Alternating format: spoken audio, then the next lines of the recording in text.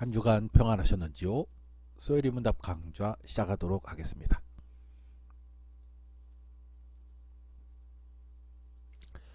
네, 오늘 함께 살펴볼 주제는 성례입니다. 소율이 문답 항목으로는 91번부터 93번 항목입니다. 먼저 소율이 문답 질문과 대답을 읽도록 하겠습니다. 91번입니다. 성례가 어떻게 구원의 효과적 방편이 됩니까? 대답입니다. 성례가 구원의 효과적 방편이 되는 것은 성례 자체가 가지는 어떤 효능이나 그것들을 집례하는 사람이 가진 어떤 덕에서 오는 것이 아니라 그리스도의 축복과 또 성례를 믿음으로 받아들이는 사람들 속에서 활동하시는 그의 성령의 사역에 의한 것입니다. 이 질문과 대답 안에는 그야말로 오랜 신학의 논쟁의 역사가 집약되어 있다라고 할 수가 있습니다. 성례 자체가 어떤 효능을 가지느냐, 그리고 성례를 집행하는 사람과 성례는 어떤 관계에 있는 것인가, 그리스도의 축복으로서의 성례를 참여하는 사람은 믿음으로 받아들이는 것인가, 믿음과 어떤 관계가 있는 것인가, 또한 그것은 성령의 사역에 의한 것인가 하는 내용들이 집약되어 있는데요. 이러한 항목 하나하나마다 그야말로 어마어마한 신학의 역사가 있었습니다. 오늘 그러한 어마어마한 신학의 역사의 일부분을 오늘 조금 살펴보도록 하겠습니다.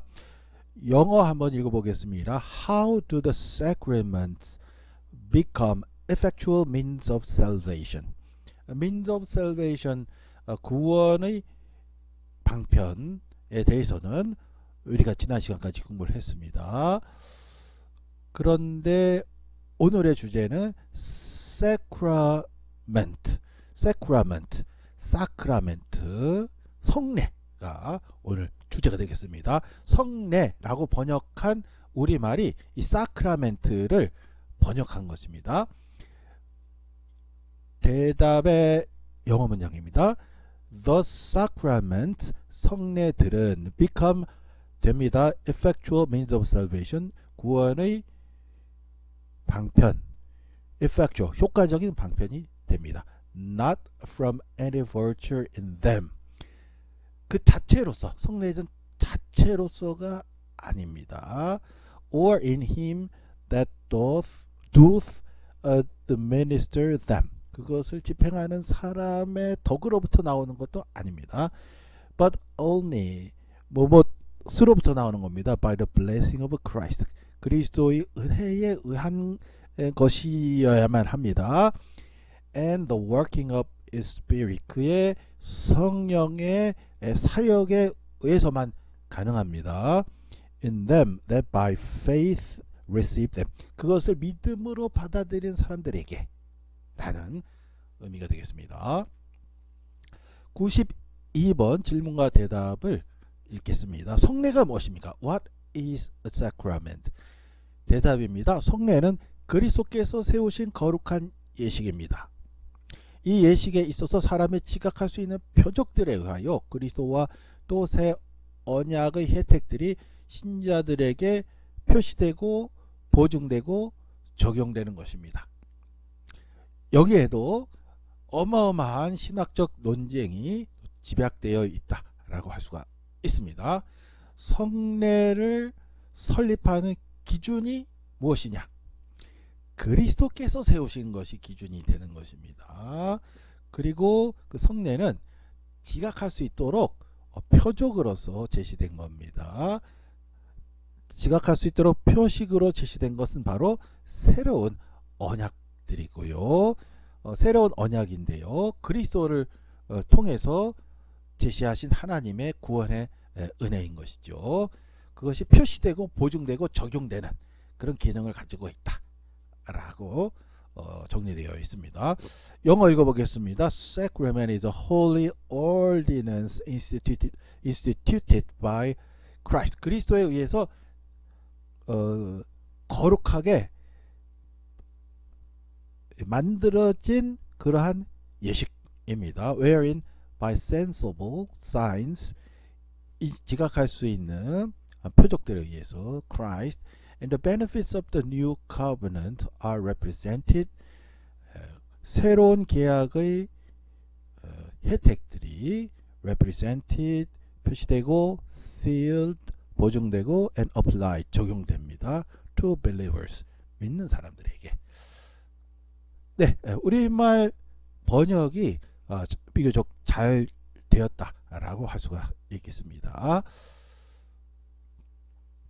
93번 질문과 대답 읽어보겠습니다. 신약 성경이 말하는 성례는 어느 것들입니까? Which are the sacraments of the New Testament? 신약 성경이 말하는 성례는 세례와 성찬입니다. The sacraments of the New Testament are baptism and the Lord's Supper. 신약 성경이 말하는 성례는 세례, 성찬입니다. 두 가지 신약 성경이 말하고 있다. 여기까지 소요리 문답 질문과 대답 항목을 함께 읽어보았습니다. 지금부터는 오늘 주제에 해당하는 내용들을 조금 더 심도 있게 살펴보도록 하겠습니다. 오늘 살펴보고자 하는 주제는 조직신학의 12주제들 가운데에 11번째에 위치한 성례전론에 속한 내용입니다. 오늘 성례전에 대한 내용을 오늘 함께 살펴볼 것입니다. 다음 주는 우리 소요리 문답 항목의 순서에 따라서 세례를 다음 주에 함께 공부할 것입니다. 그리고 그 다음 주에는 성찬에 대해서 함께 공부할 것입니다. 총 오늘 포함해서 3번 3주에 걸쳐서 성례전론을 함께 공부할 것입니다. 조직신학의 12주제들 가운데 11번째 위치한 주제다라고 할 수가 있습니다. 물론 오늘과 다음 주, 그 다음 주 3주 동안 성례전론 11번째 주제에 속한 내용들을 함께 살펴보기는 할 텐데 우리에게 주어진 시간이 너무 적기 때문에 그 방대한 그 내용을 다 살펴볼 수는 없습니다. 그래서 될 수 있는 대로 핵심되는 내용 위주로 해서 우리에게 허락된 시간 내에서 최대한 4시를 기해서 살펴보도록 하겠습니다. 2000년 전 예수 그리스도 안에서 일어난 하나님의 역사적 구원의 사건은 2000년 전 예수 그리스도의 구원 사건이 있었지요. 이 사건에 대한 말씀의 선포와 성례전을 통하여 그리스도인들에게 오늘의 사건으로 일어난다. 바로 이 문장이 11번째 주제인 성례전론의 조직신학 내용 중에 첫 번째 문장입니다. 2000년 전 예수 사건이 말씀의 선포와 성례전을 통하여 오늘의 사건으로 일어난다. 이것이 첫 번째 문장입니다. 단 한 번, 그러나 모든 세대에 대하여 일어난 과거의 구원 사건은 말씀과 성례전을 통하여 오늘의 사건으로 각 사람에게 현재화되고 구체화된다. 말씀과 성례전은 이것이 일어나는 길이요 방편이다. 그러므로 신학은 말씀과 성례전을 구원의 방편이라고 부르며 이에 관한 내용을 구원의 방편에 대하여 라는 제목으로 기술한다. 원어로는 De Medi Salutis입니다. Salutis는 구원이죠. Salvation이란 단어가 여기서 파생됐고요. Medi, medium 중간이란 뜻입니다. 우리가 중간에 있는 연결하는 매체를 메디아라고 하죠. 매스메디아, 가운데 있다는 뜻입니다. medium, 중학교, 초등학교, 고등학교, 대학교 사이에 가운데 있는 중학교, 가운데 있는 학교를 middle school이라고 하죠. middle 가운데 있다. middle 가운데 있다 라는 뜻입니다. 가운데 있는 중간에서 역할하는 그러한 것을 말합니다. 그것을 이제 우리 말로는 방편으로 번역을 했습니다. 이제 우리 지금 소요리 문답에서 현재 우리가 살펴보고 있는 그런 내용이 바로 조지신학에서 메디움, 메디아에서 파생된 번역된 단어다 하는 것을 우리가 알 수가 있겠습니다.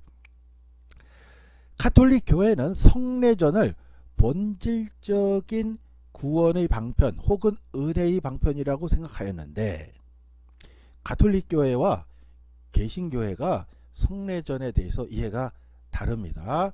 가톨릭에서는 성례전을 본질적인 구원의 방편이다 라고 생각했습니다.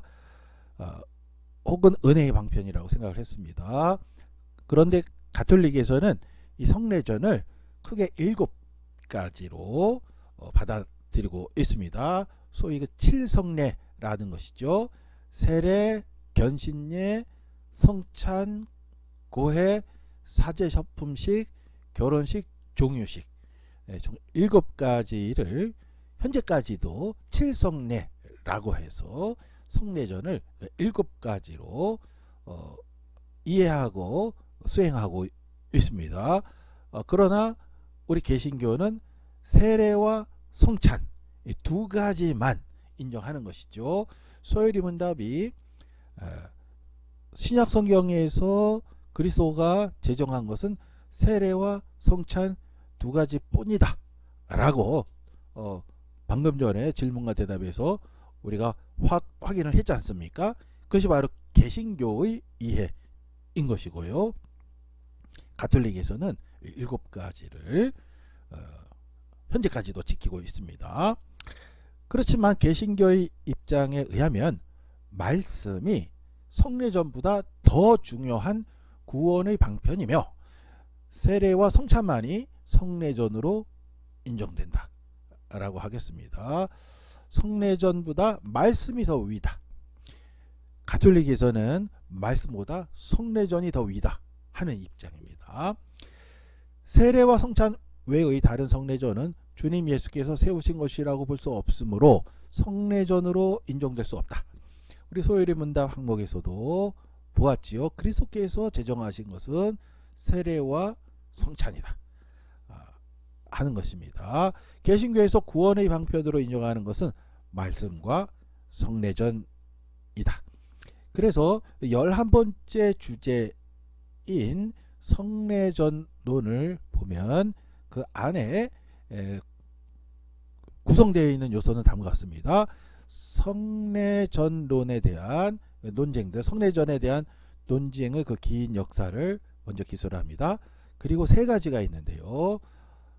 말씀, 세례, 성찬 이 3가지를 그 구성 요소로 가지고 있습니다. 그리고 거기에 대한 설명이 있습니다. 말씀과 성례전이 어떤 관계에 있는 것인가에 대한 내용이 또한 자세하게 기술이 되어 있습니다. 초대교회에서 성례전은 미스테리온이라는 단어로 불리기도 하고 사크라멘툼이라고 불리기도 하였습니다. 2가지 용어가 사용이 되었습니다. 특히 동방교회에서는 성례전을 미스테리온이라고 불렀고요. 서방교회에서는 사크라멘툼이라고 불렸습니다. 여기서 이제 동방교회라 함은 동로마 제국 지역이 되겠습니다. 현재의 동유럽 지역이라고 보셔도 무방한데요. 그러면서 현재 터키 지역이 원래 이슬람 지역이 아니었습니다.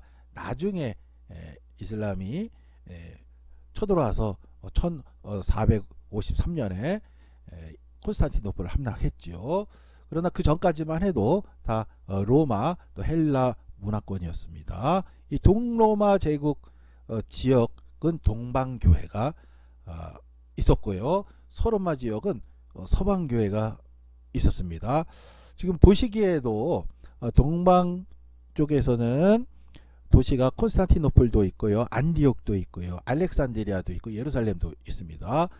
그런데 서유럽 쪽은 로마 말고는 딱히 눈에 띄는 도시가 별로 없습니다. 1세기, 2세기, 3세기, 4세기 요 시기에는 그렇죠. 동로마, 서로마 당시에는 따라서 서로마는 로마라는 도시 외에는 딱히 큰 도시가 없었고요. 반면에 동로마 지역에는 큰 도시들이 많았습니다. 아무튼 동로마 지역에 있었던 동방교회, 주로 헬라어를 사용하는 동방 지역에서는 미스테리온, 헬라어 단어거든요. 미스테리온이라고 불렀고요.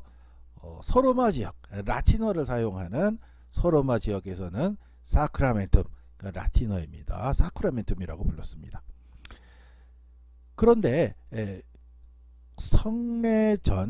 성례전을 의미하는 미스테리온 동방교회, 사크라멘툼 서방교회라고 각기 다른 단어로 불렸는데, 미스테리온과 사크라멘툼의 의미가 또한 근본적으로 차이가 있습니다.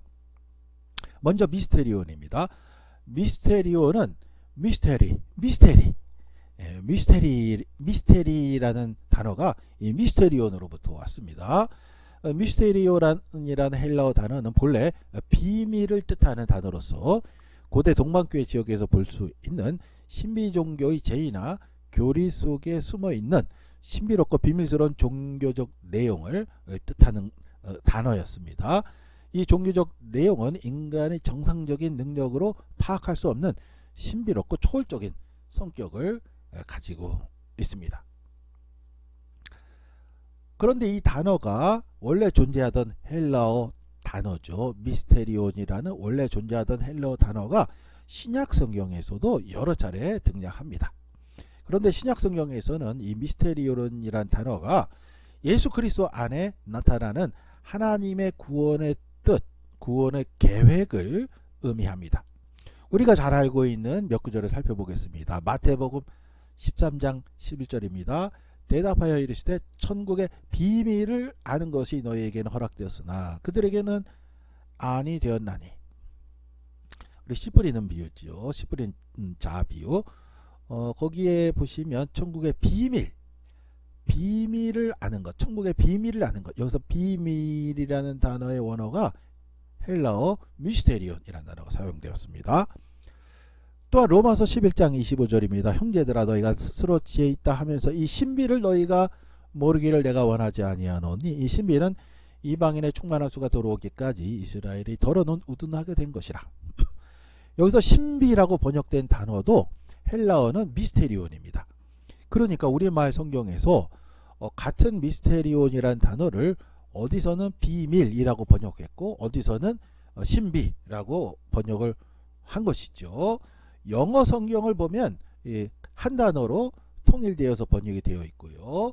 독일어 성경도 한 단어로 통일돼서 번역이 되어 있습니다. 우리말 성경은 어디서는 비밀, 어디서는 신비라고 각각 다르게 번역했는데 잘한 건지는 모르겠습니다. 잘한 것 같지는 않은데요. 아무튼 그렇게 됐습니다. 신비라는 단어가 원래 이제 헬라어 미스테리온이라는 단어입니다. 로마서 11장입니다. 하나님의 구원 역사 9장, 10장, 11장 이 세 장에 걸쳐서 나타나 있는데 그 내용에 대해서 너희가 왜 몰랐느냐? 하나님의 구원의 뜻이 미스테리온에 가려져 있었기 때문에 숨겨져 있었기 때문에 너희가 몰랐던 것이다. 이제 그 미스테리온이 벗겨졌다. 그리스도 예수 안에서 벗겨졌고 환히 다 알도록 드러났다. 그런 내용입니다. 고린도전서 2장 7절에서도 사도 바울이 같은 내용을 말하고 있습니다. 우리는 비밀로 감추어져 있는 하나님의 지혜를 말합니다. 그것은 하나님께서 우리를 영광스럽게 하시려고 영세전에 미리 정하신 지혜입니다. 그래서 비밀로 감추어져 있는 하나님의 지혜, 비밀로 미스테리온입니다. 하나님은 초월하시고 전지전능하신 분이기 때문에 우리 인간이 다 알 수가 없죠. 우리 인간의 관점에서 볼 때는 미스테리온에 감추어져 있는, 고린도전서 2장 7절의 표현에 따르면 감춰져 있기 때문에 그런 것입니다.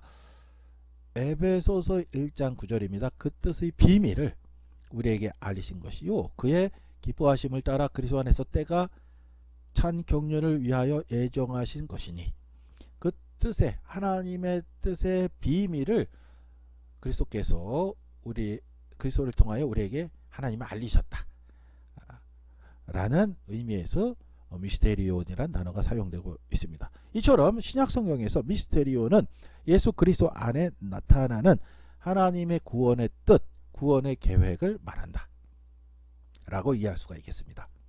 이에 비하여 서방교회에서는 사크라멘툼이란 단어를 사용했다고 했지요. 미스테리온이라는 단어는 동방교회에서 사용했던 개념이고요.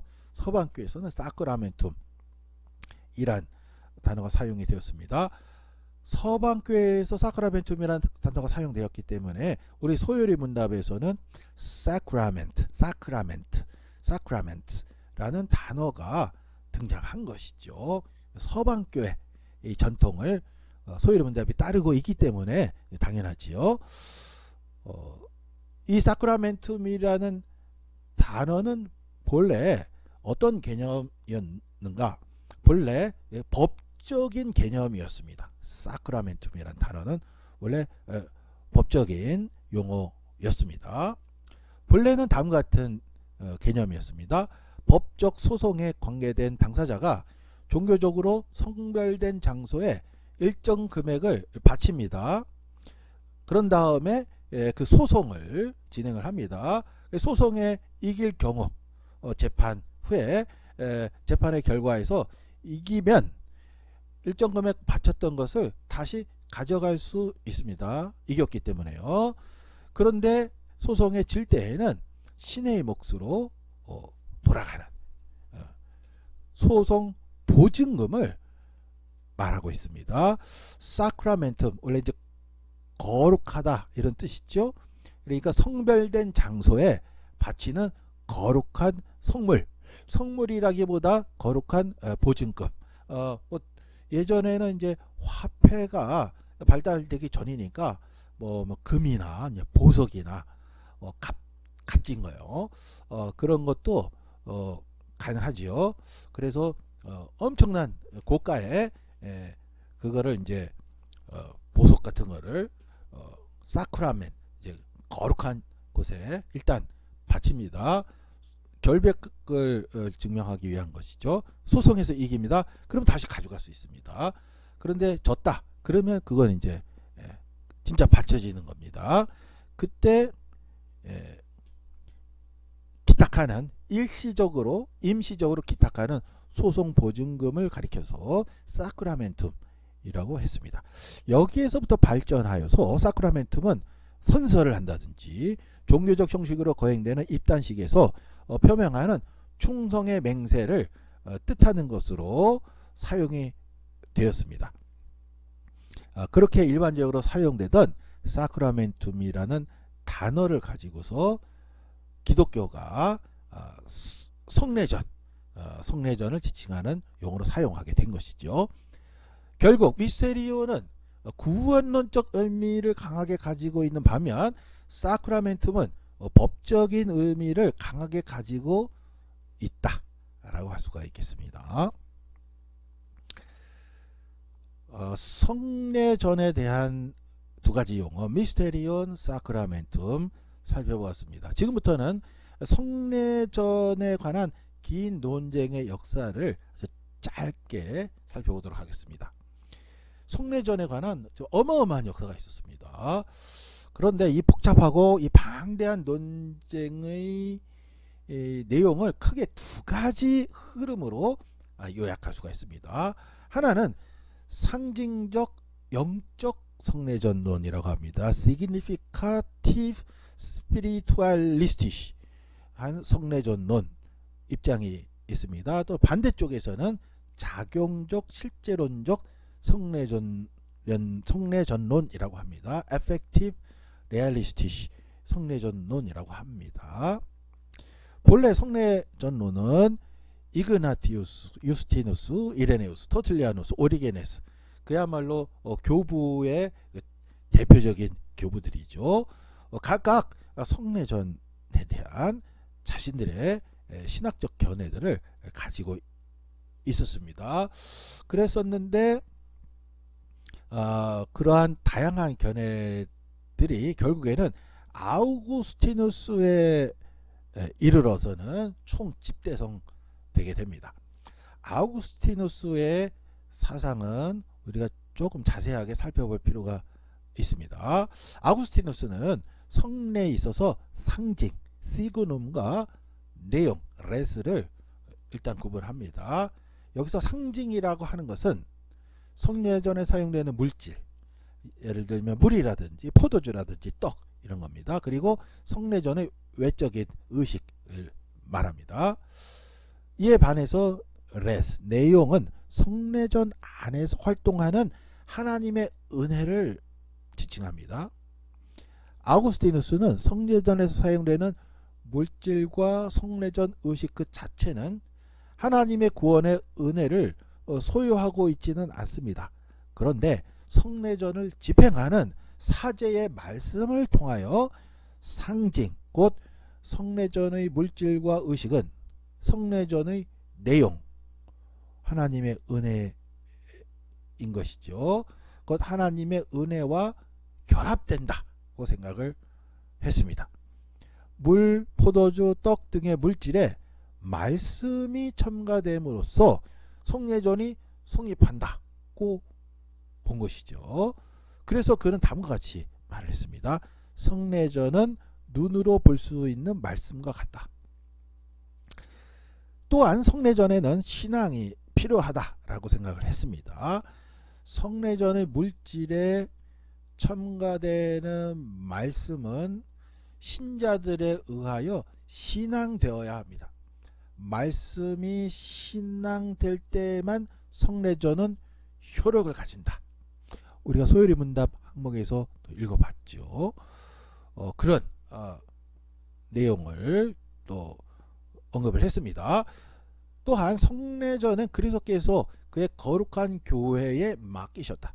교회는 그리스도로부터 성례전을 전수받아 신자들에게 그리스도의 구원의 은혜를 베풀어 줄 권리를 가진 법적 기관이다.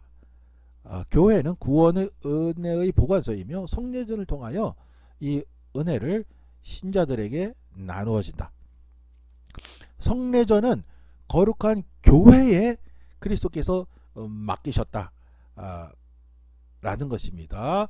그래서 성례전을 집행은 교회가 하는 것이다 하는 겁니다. 예를 들어서 제가 개인적으로 목사인데요. 개인적으로 제가 어떤 사람을 예를 들면 성례전 중에 예를 들면 세례, 제가 세례를 베풀겠다. 제가 개인적으로 안 됩니다. 교회가 하는 겁니다. 목사 개인이 하는 건 아닙니다. 물론 제가 교회에서 예를 들면 담임 목사님이다. 그러면 담임 목사다. 그러면 교회에서 세례식 할 때 제가 집례할 수 있죠. 제가 해야죠. 그런데 그게 아니고 교회를 통하지 않고 제가 개인적으로 하겠다. 안 됩니다. 교회가 해야 됩니다. 교회에게 그리스도가 맡기셨다.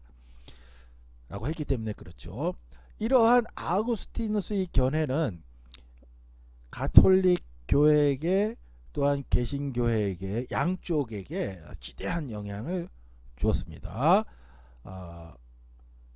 그 중에서 아우구스티누스의 견해는 가톨릭 신학의 대가죠. 토마스 아퀴나스, 신학 대전 그 방대한 조수를 기술한 토마스 아퀴나스가 아구스티누스의 견해를 받아들이고 발전시켜서 중세 교회의 중심 사상으로 자리 잡게 됩니다.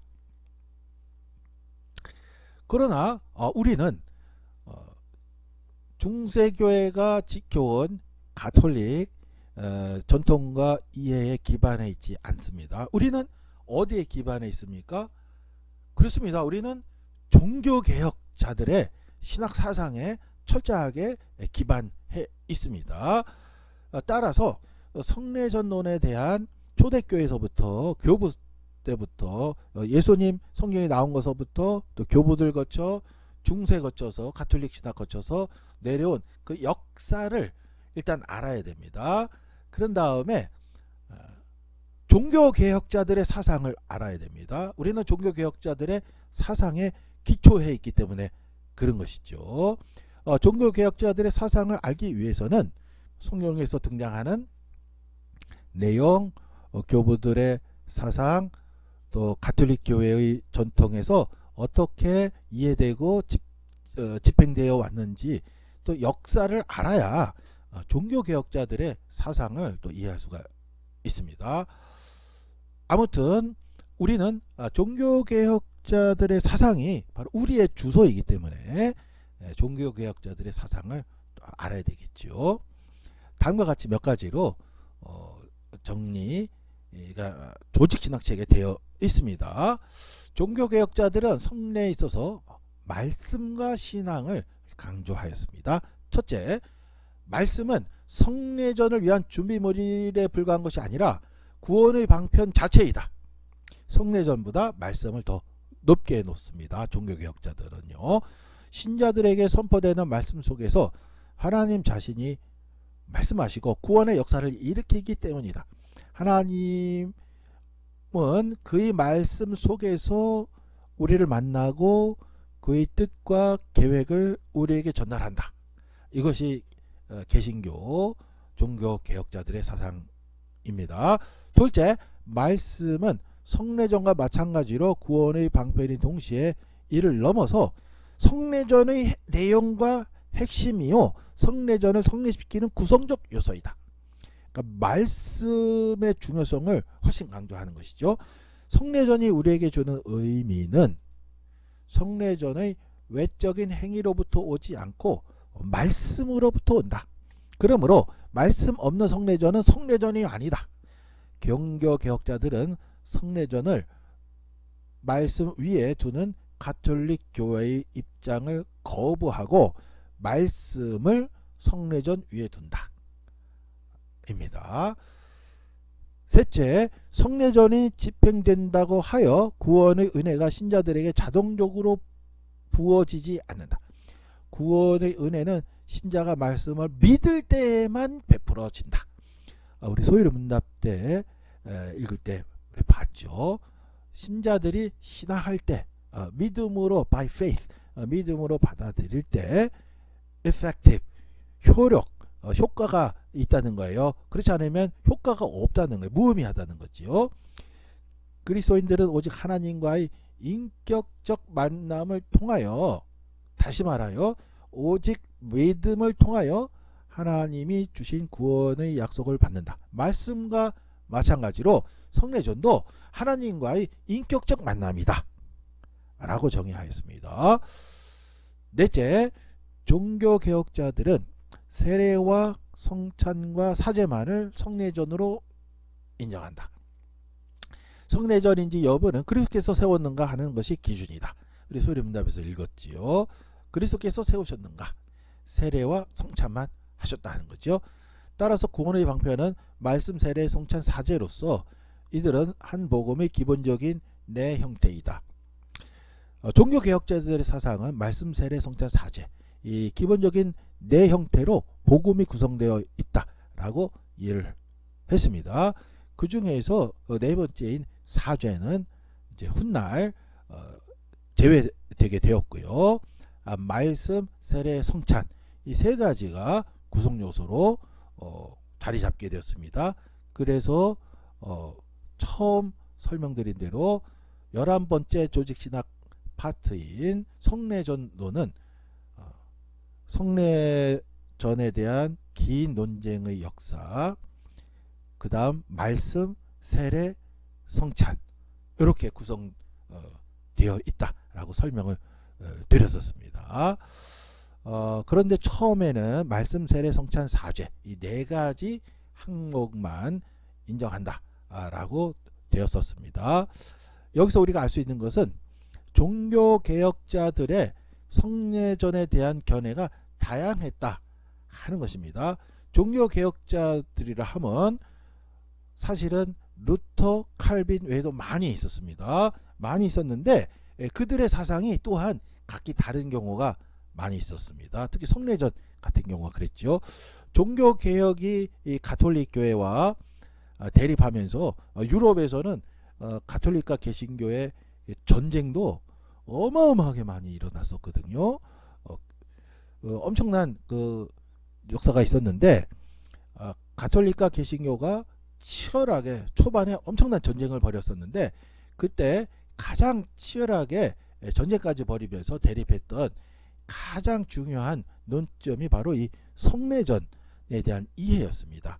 그 이해가 이제 다르기 때문에 그랬는데요. 우리가 잘 알고 있는 대로 가톨릭은 화채설이죠. 그리고 루터는 인제설이고 쯔빙글리는 상징설이고 이런 거 우리가 학교 다니면서 배웠던 기억이 나는데요. 아무튼 이 성례전에 대한 이해가 굉장히 중요했었습니다. 그런데 종교개혁자들의 성례전에 대한 견해 또한 다양했었습니다. 예를 들어서 루터는 조금 전에 언급한 대로 임재설이 가지고 있었고요. 쯔빙글리는 상징설을 가지고 있었습니다. 그런데 칼빈은 루터의 임재설과 쯔빙글리의 상징설을 종합하려고 칼빈이 무던히 노력을 했었거든요. 여기서 우리가 알 수 있는 것은 종교개혁자들의 성례전에 대한 이해가 좀 다양했다 하는 걸 알 수가 있습니다. 물론 가톨릭 교회와 비교했을 때 공통점이 있죠. 성례전과 말씀 가운데 말씀을 더 우위에 뒀다 하는 것이죠.